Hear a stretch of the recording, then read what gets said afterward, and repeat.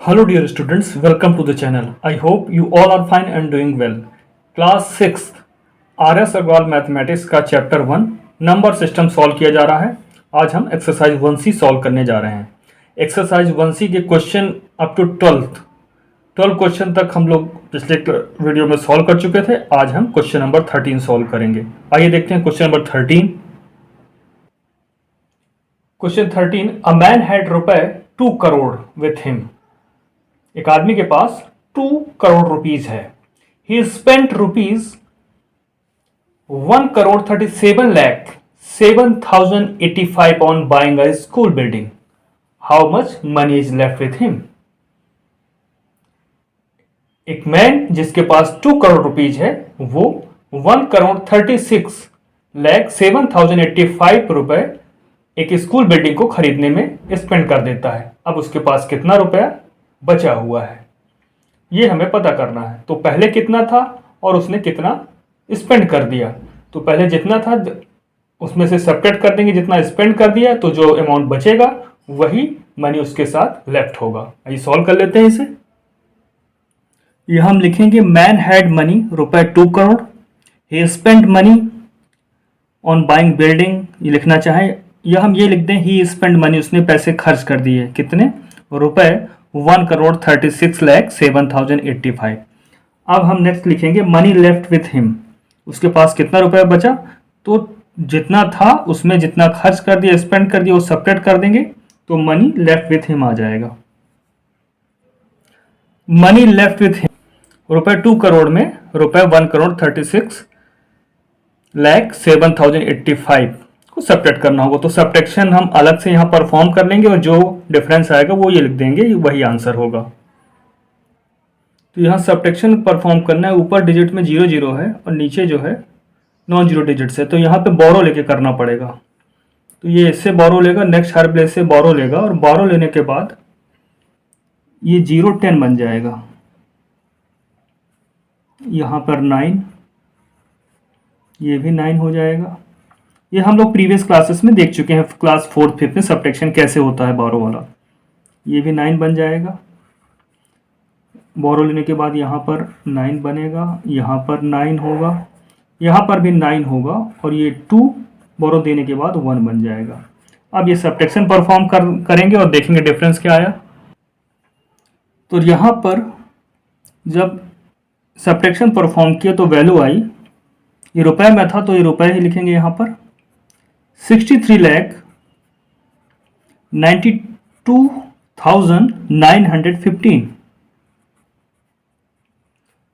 तो मैन जब स्कूल की बिल्डिंग खरीद लेता है, उस पर स्पेंड कर देता है ये मनी, तो उसके बाद उसके पास जो मनी लेफ्ट हुआ या बचा वो 63 लाख 92,915 है। आंसर का हम स्टेटमेंट बना लेते हैं। हैंस रुपए 63 lakh 92,915 is left with him. आइए देखते हैं next question. Question number 14, a society needed रुपए 1 crore 85 lakh 36,000 two by a property. एक सोसाइटी है जिसे प्रॉपर्टी खरीदना है और उसे उसके लिए 1 करोड़ 85 लाख 36,000 की जरूरत है।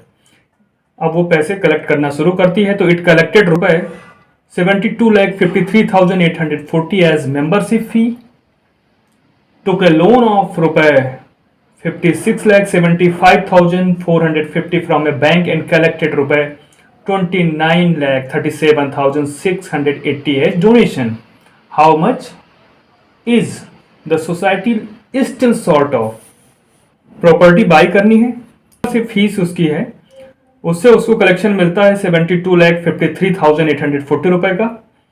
बैंक से लोन भी लेती है और लोन उसको मिलता है 56 लाख 75,450 रुपए और इसके अलावा डोनेशन से कलेक्ट करती है रुपए 29 लाख 37,680। तो आइए सॉल्व करते हैं इसे। यह हमने सारी वैल्यूज लिख दी है। सोसाइटी नीडेड मनी रुपए 1 crore 85 lakh 36,000। Money collected as membership fees, money taken as loan from bank इतना, money collected as donation, donation से इतना मिला। तो टोटल कितना कलेक्शन हुआ, टोटल मनी कलेक्टेड। तो ये जो भी कलेक्शन हुआ है 1 2 3 इन 3 जो अमाउंट है इनको ऐड कर लेंगे तो ये पता चल जाएगा कि अब सोसाइटी के पास कितना मनी कलेक्ट हो चुका है। तो इन तीनों को ऐड कर लेते हैं, तो या यहीं पे ऐड कर लेते हैं या अलग से ऐड कर लेंगे और जो सम आएगा उसको यहाँ पे लिख लेंगे। तो हम यहाँ पे अलग से ऐड कर लेते हैं और जो भी सम आएगा वो लिख देंगे और वो क्या होगा, टोटल मनी कलेक्टेड। तो जब ये तीनों अमाउंट हमने ऐड किया तो सम हमें मिला 1,58,66,970। तो ये रुपए में कलेक्शन था तो यहाँ रुपए में लिखेंगे 1,58,66,970। तो देखिए सोसाइटी को मनी कितना चाहिए था, इतना, और उसने कितना कलेक्ट कर लिया है, इतना। अभी फिर भी कुछ मनी रह गया है, तो कितना शॉर्ट है, कितना पैसा कम पड़ रहा है। तो जितना चाहिए था और जितना अब उसने कलेक्ट कर लिया है, तो इनका डिफरेंस देखेंगे। इस टोटल जो नीडेड था उसमें से जो कलेक्ट हो गया है मनी उसको सब्ट्रैक्ट कर देंगे तो ये पता चल जाएगा कि अभी कितना शॉर्ट ऑफ मनी है सोसाइटी। तो आइए इनका डिफरेंस फाइंड करेंगे, जितना मनी नीडेड था माइनस जितना मनी कलेक्ट हुआ है। तो यहाँ पर हम अब फाइंड करेंगे शॉर्ट ऑफ मनी, अभी भी कितने मनी कम पड़ रहा है। तो टोटल जो चाहिए था और जितना कलेक्ट किया उनका डिफरेंस फाइंड किया, तो यहाँ पर आता है 26,69,030 रुपीज़। तो यही हमारा यहाँ पर आंसर होगा। तो यहाँ पर आंसर लिख सकते हैं ऐसा करके, या स्टेटमेंट बना के लिख सकते हैं, hence the society still short of, hence the society still short of rupaye 26,69,030। अभी भी सोसाइटी को प्रॉपर्टी खरीदने के लिए इतना रुपए कम पड़ रहा है, 26,69,030 रुपीज़। आइए देखते हैं next question. Question number 15, a man had रुपए 1,06,72,540 विथ हिम। एक मैन के पास कितना रुपया है, उसके पास, एक मैन के पास कितना रुपया था, 1,06,72,540।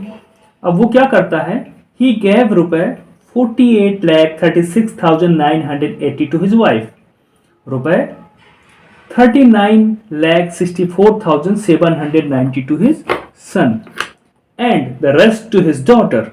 How much money was received by the daughter? तो मैन के पास जितना भी मनी था उसके बाद वो क्या करता है, वो कुछ अमाउंट वाइफ को देता है और कुछ अमाउंट अपने सन को दे देता है।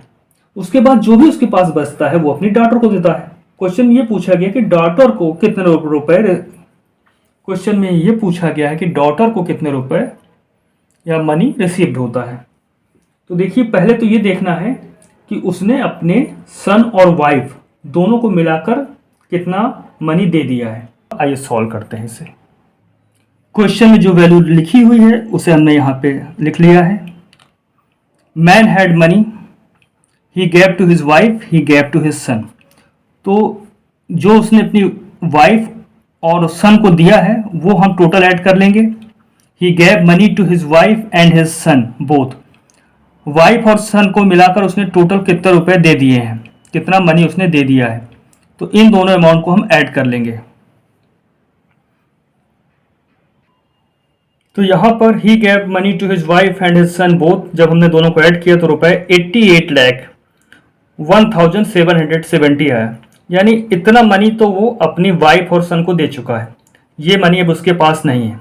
अब जितना भी उसके पास मनी बचता है वो अपनी डॉटर को देता है। तो टोटल मनी उसके पास ये था 1,06,72,540 और अपनी वाइफ और सन को वो इतना दे चुका है। तो जो बचा हुआ अमाउंट है वो अपनी डॉटर को देने वाला है।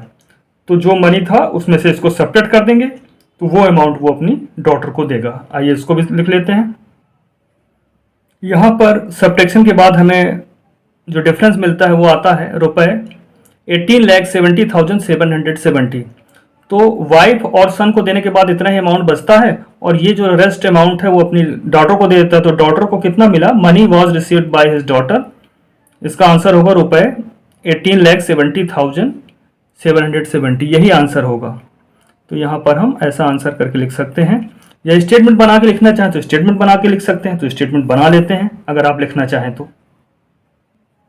हैंस रुपए 18,70,770 was received by his daughter.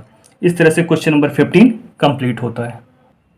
Question number 16, the cost of a chair is रुपए 1485.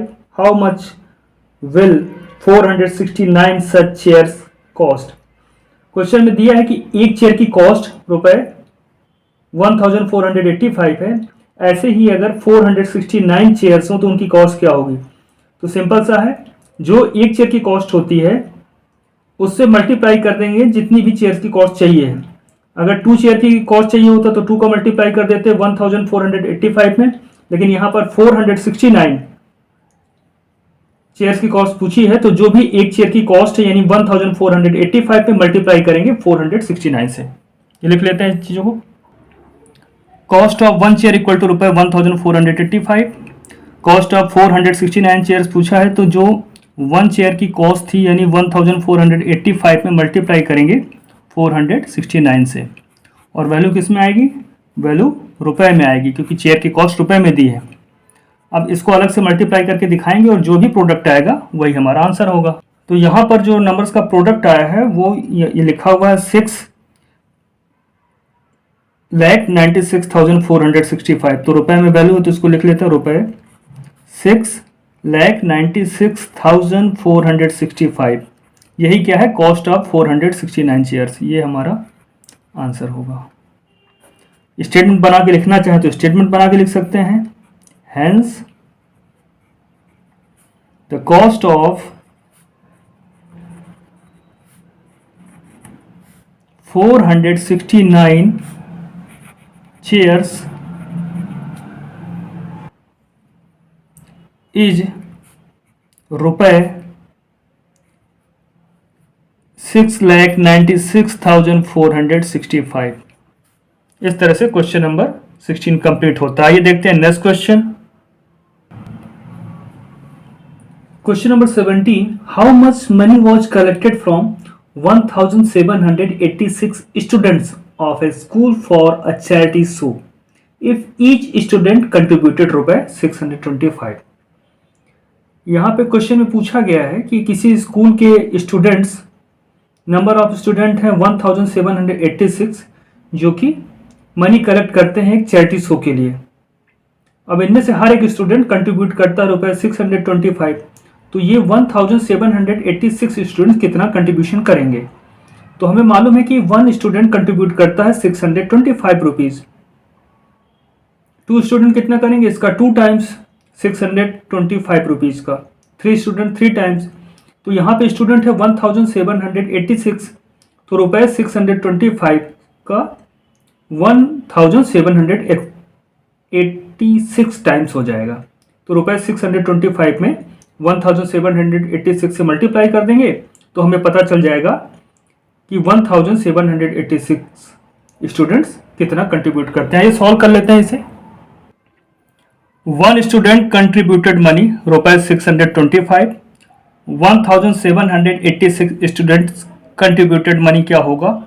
जो 1 स्टूडेंट कंट्रीब्यूट करता है मनी उसका 1786 टाइम्स कर देंगे, यानी 1786 से मल्टीप्लाई कर देंगे तो जो भी प्रोडक्ट आएगा उतने रुपए 1786 स्टूडेंट्स कंट्रीब्यूट करते हैं। ये वैल्यू रुपए में है तो ये भी रुपए में होगा।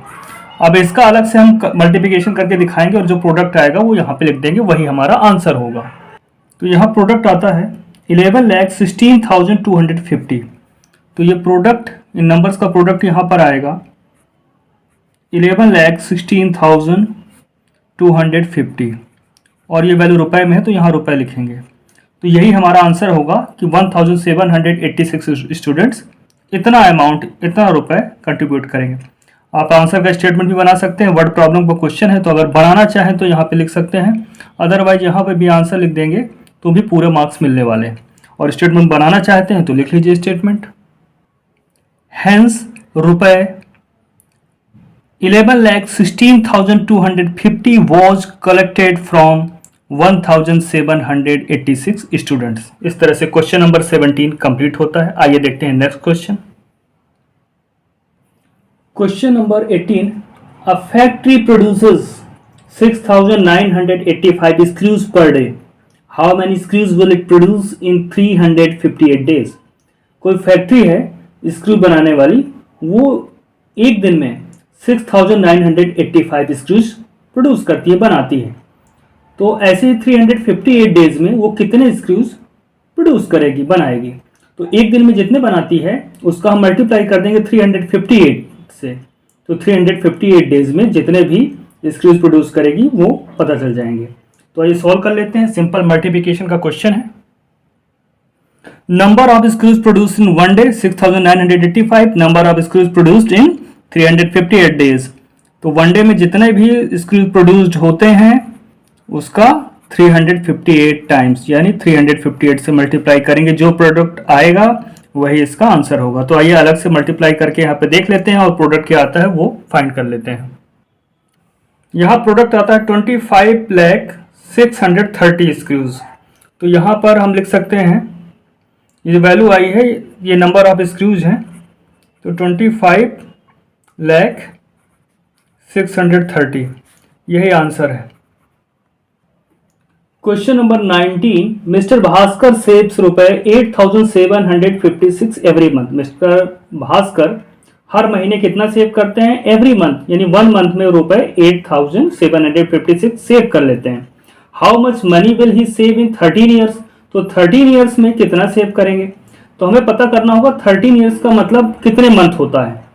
वन मंथ का तो हमें मालूम है इतना सेव करते हैं, 2 मंथ का निकालना होगा तो 2 का मल्टीप्लाई कर देंगे इसमें 8,756 में। 3 मंथ का निकालना होगा तो 8,756 में 3 का मल्टीप्लाई कर देंगे। अब यहाँ 13 ईयर्स का पूछा है तो पहले हम ये पता करेंगे 13 ईयर्स में कितने मंथ होते हैं और जितने भी मंथ होंगे उसमें मल्टीप्लाई कर देंगे 8,756 से, तो हमें पता चल जाएगा कि मिस्टर भास्कर 13 ईयर्स में कितना सेव कर पाएंगे। तो पहले हम 13 ईयर्स को चेंज कर लेते हैं मंथ्स में। यहां हम लिखेंगे 1 ईयर इक्वल टू 12 मंथ्स होता है, तो 13 ईयर्स इक्वल टू क्या होगा 12 टाइम्स, 12 का मल्टीप्लाई करेंगे 13 में, जो प्रोडक्ट आएगा यानी 156 मंथ। 13 ईयर्स कहें या 156 मंथ्स कहें सेम ही चीज है। तो हमें 1 मंथ का मालूम है कितना सेव करते हैं मिस्टर भास्कर, तो हम 13 ईयर्स यानी 156 मंथ्स का कैलकुलेट कर लेंगे, वही हमारा आंसर होगा।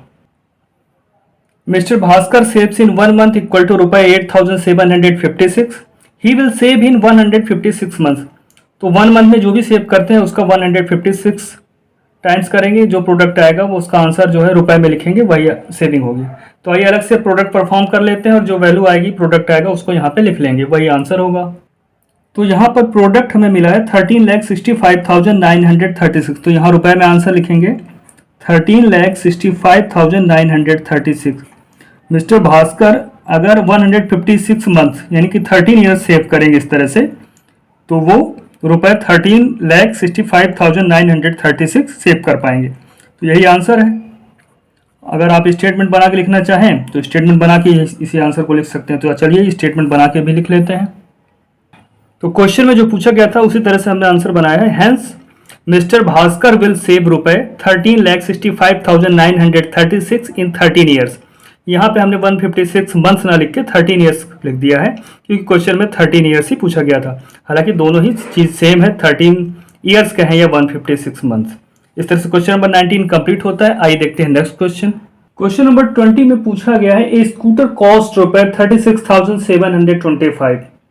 एक स्कूटर है जिसकी कीमत क्या है रुपए 36,725। How much will 487 such scooters cost. अगर ऐसी ही 487 स्कूटर्स की बात करें तो उनकी कॉस्ट क्या होगी।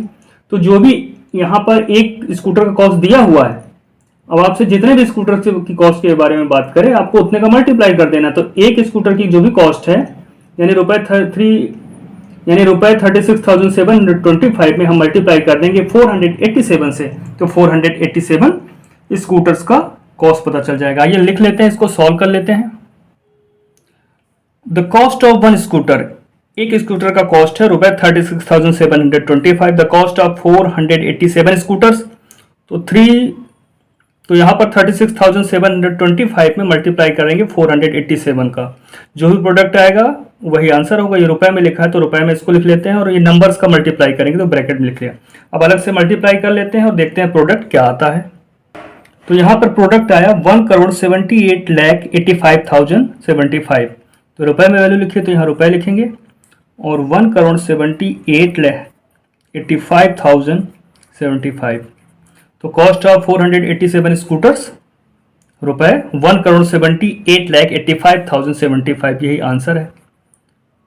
और अगर आप स्टेटमेंट बना के लिखना चाहें तो स्टेटमेंट बना के भी लिख सकते हैं यहाँ पर। हैंस 487 स्कूटर्स विल कॉस्ट रुपए 1,78,85,075। इस तरह से क्वेश्चन नंबर 20 कंप्लीट होता है। आइए देखते हैं next question. Question number 21, an aeroplane covers 1,485 kilometre in 1 hour. एक एरोप्लेन 1 आवर में कितना डिस्टेंस कवर कर लेती है? 1,480 kilometre. How much distance will it cover in 72 hours.